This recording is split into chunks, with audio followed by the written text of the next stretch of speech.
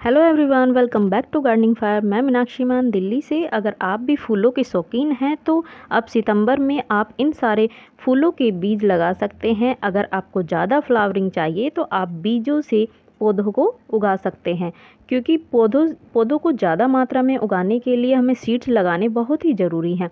अगर आप सीड्स लगाना चाहते हैं तो सीड्स को जब भी परचेज़ करें एक अच्छी क्वालिटी के सीड्स ही खरीदें, क्योंकि सीड्स का जर्मिनेशन उनकी क्वालिटी के ऊपर ही डिपेंड करता है। सीड्स लगाने के लिए कुछ बातों का ध्यान रखना बहुत ही ज़रूरी है। जब भी सीड्स लगाने के लिए आप मिट्टी तैयार करें तो उसमें सैंड और फंगीसाइड, अगर फंगीसाइड नहीं है तो आप हल्दी पाउडर और वर्मी कंपोस्ट ज़रूर डालिए, क्योंकि सीड्स को उगने के लिए उनको एनर्जी की ज़रूरत होती है। तो उसमें वर्मी कंपोस्ट या फिर गोबर की खाद ज़रूर मिलाइएगा। तीनों चारों चीज़ों को आप अच्छी तरीके से मिला लीजिए और इस तरीके की मिट्टी बनाएं कि बहुत ही हल्की हो। मिट्टी में कोई भी गांठें वगैरह ये नहीं होनी चाहिए। मिट्टी बिल्कुल बहुत ही रेतीली, जैसे रेत होता है, इस तरीके की मिट्टी बनानी चाहिए, क्योंकि सीड्स जो है हमारे बहुत ही छोटे होते हैं। उनको निकलने के लिए बहुत ही एनर्जी लगानी पड़ती है। और दूसरी बात ये होती है कि हम जब भी सीड्स लगाएं ज़्यादा बड़े पॉट में नहीं लगाना चाहिए। आप कोई भी डिस्पोजल ग्लासेस का यूज़ कर सकते हैं या कप का यूज़ कर सकते हैं, जिसमें कि मिट्टी ज़्यादा ना आए। और जब भी लगाएं उसमें जो है पानी की मात्रा ज़्यादा नहीं डालनी, सिर्फ पानी का इस तरीके से छिड़काव करना है ताकि हमारे सीड्स जो ऊपर की लेयर है सिर्फ वो ही गीली हो। किसी भी बोतल में आप छेद करके उससे भी पानी डाल सकते हैं, या फिर आपके पास जो बोतल होती है, स्प्रे बोतल होती है, आप उसका भी यूज़ कर सकते हैं। सीड्स में ज़्यादा पानी होगा तो आपके सीड्स गल जाएंगे, फंगस का शिकार होंगे, इसलिए सिर्फ ऊपर की लेयर पर ही छिड़काव करना है। तीसरी बात यह है कि जब भी आप सीड्स परचेज़ करें, ऑनलाइन कर रहे हैं या फिर किसी भी विश्वसनीय दुकान से ख़रीद रहे हैं, तो जहाँ से भी सीड लें वहाँ से लें, ताकि आपके जो सीड्स हों अच्छी क्वालिटी के हों, ताकि जर्मिनेशन में बहुत ही आसानी हो। कुछ सीड्स ऐसे होते हैं जो कि तीसरे दिन हमारे जर्मिनेट हो जाते हैं। मेरे जो सीड्स हैं ये भी तीसरे दिन काफ़ी कुछ पौधे जो है निकल चुके हैं। और ये जो सबसे पहला पौधा मैंने दिखाया ये है पिटोनिया। पिटोनिया के सीड्स बहुत ही बारीक होते हैं और इनको जो है आपको इस तरीके से डालना है कि हल्की हल्की जो है मिट्टी में एक ही जगह आपको सीड्स नहीं डालने हैं। उसको अच्छी तरीके से फैलाकर उस पर सिर्फ एक लेयर जो है आपको मिट्टी की डाल देनी है। पानी दोबारा से नहीं डालना है, क्योंकि जो हमने पहले पानी का छिड़काव किया है उसी से ही हमारी जो है ऊपरी लेयर वो गीली हो जाएगी। चौथी बात ये होती है कि सीड्स लगाना सभी को आता है, लेकिन सिर्फ इतना ध्यान रखना होता है कि हम किस तरीके से सीड्स को लगा रहे हैं। इन छोटी छोटी बातों का ध्यान रखकर हम अपने सीड्स को अच्छी तरीके से जर्मिनेट कर सकते हैं और उनको जो है मरने से हम बचा सकते हैं। कई बार ऐसा होता है हमारी सीडलिंग निकल तो जाती है, लेकिन लगने के बाद भी वो जो है पौधे ख़राब हो जाते हैं या मर जाते हैं। तो इस टाइम पे काफ़ी जगह पर ये भी है कि बारिश का सीज़न है, तो बारिश भी कई जगहों पर लगातार हो रही है या दिन बाय दिन जो होती जा रही है। तो आपको सीड्स लगाकर अपने प्लांट्स को, सीड्स को बारिश में नहीं रखना है। आपको एक ऐसी जगह रखना है जहाँ पे बारिश का बचाव हो, केवल रोशनी और हवा का आवाजाही हो।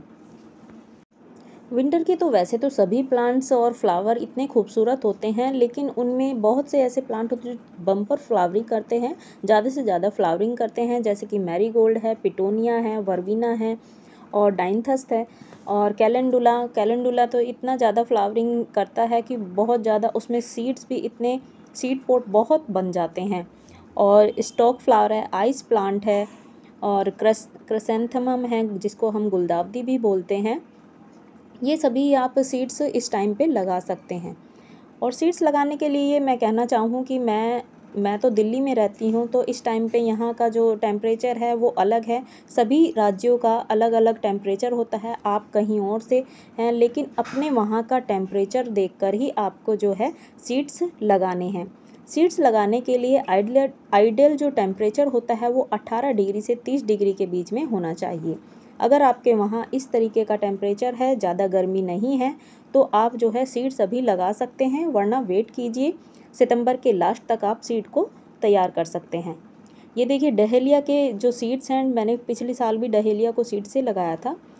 इसके सीड्स जो है थोड़े लंबे होते हैं, इनको लगाने में इतनी ज़्यादा परेशानी नहीं होती है, आराम से आप एक एक सीड्स को उठाकर लगा सकते हैं।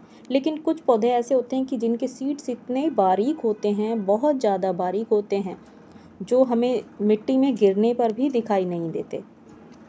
अगली बात आपको ये ध्यान रखनी है कि सीडलिंग जब हमारी तैयार हो जाए, कम से कम 2 से 3 इंच की हो जाए, तभी आपको उसमें फर्टिलाइज़र ऐड करना है। उससे पहले फर्टिलाइज़र नहीं देना है, और वो भी आपको जो है हैवी फर्टिलाइज़र नहीं देना है। वर्मी कंपोस्ट का लिक्विड फर्टिलाइज़र बनाकर ही आप अपनी सीडलिंग में दे सकते हैं।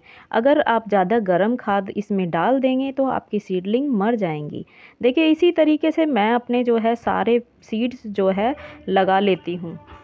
इसी में मैं आपको इसमें अभी दिखाने वाली हूँ 3 दिन का अपडेट। मेरे बहुत ही जल्दी से जो है सीड्स जर्मिनेट हो गए हैं। ये सीड्स मैंने मीशो से मंगाए थे, काफ़ी अच्छा रिज़ल्ट मिला है मुझे। और जो मैरीगोल्ड के सीड्स हैं वो तो 2 ही दिन में जो है काफ़ी जर्मिनेट होने के बाद आज जो है चौथा दिन है, तो कम से कम 1 से 1.5 इंच की जो है उनकी सीडलिंग तैयार हो चुकी है।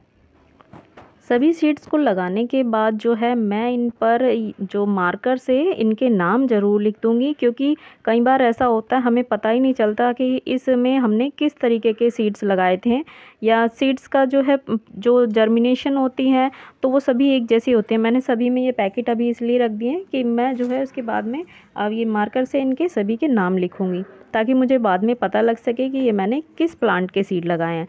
सभी लग चुके। ये देखिए फ्रेंड्स, ये मेरे 3 दिन बाद का अपडेट है। ये मैरीगोल्ड है, और आप देख सकते हैं तीसरे दिन ही इसमें कितनी अच्छी जो है जर्मिनेशन हुई है।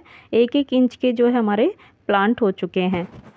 देखिए फ्रेंड, तीसरे दिन का अपडेट आपके सामने है, और किस तरीके से जो है जर्मिनेशन है। मीशो से मंगाए ये सीड्स हैं, काफ़ी अच्छे सीड्स निकले हैं। तो फ्रेंड्स, मेरे द्वारा दी गई जानकारी आपको कैसी लगी प्लीज़ कमेंट करके ज़रूर बताएं।